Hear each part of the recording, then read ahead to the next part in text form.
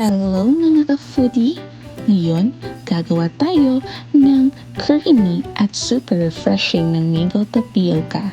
Huwag kalimutang mag-subscribe para lagi kang updated. Ito ang lahat ng ingredients na gagamitin natin.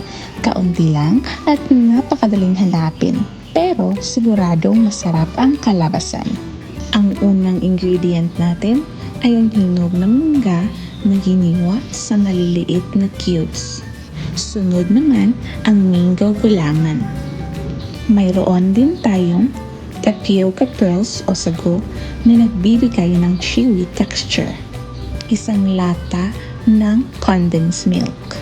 Isang lata rin ng evaporated milk. At syempre, isang all-purpose cream. Ihanda na rin natin ang ating malaking bowl kung saan natin pagsasamahin ang lahat. Unahin natin ilagay ang nilutong sago sa bowl.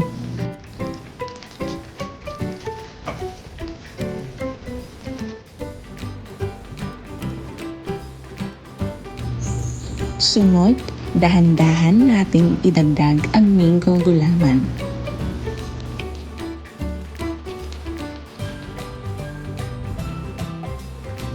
Ngayon naman, ilagay na ang ating diced mango.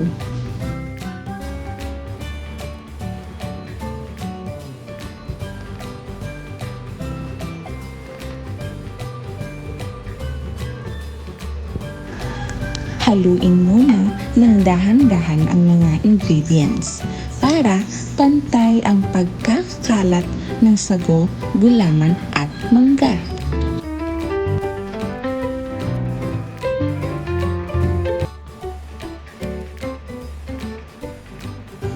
Pagkatapos, ibuhos na natin ang buong lata ng evaporated milk.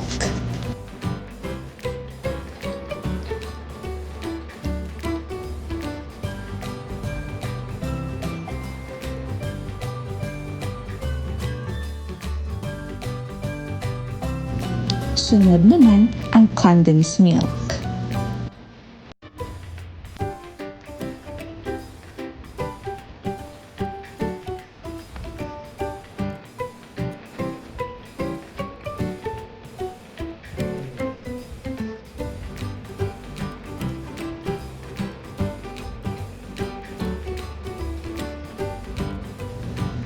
At idagdag na rin ang all-purpose cream.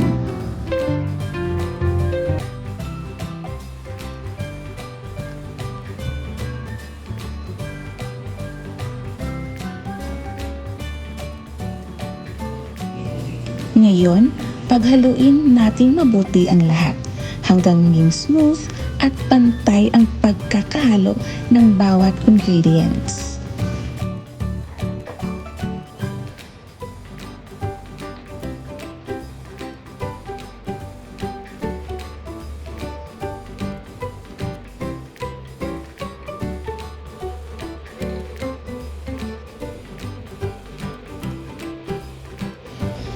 At ayan, tapos na ang ating homemade mango tapioca. Ilagay na natin sa isang baso at handa na itong ihain. Mas masarap ito kapag pinalamig muna sa refrigerator ng ilang oras bago kainin. Ang creamy, fruity, at chewy sa bawat subo. Perfect na panghimagas para sa buong pamilya.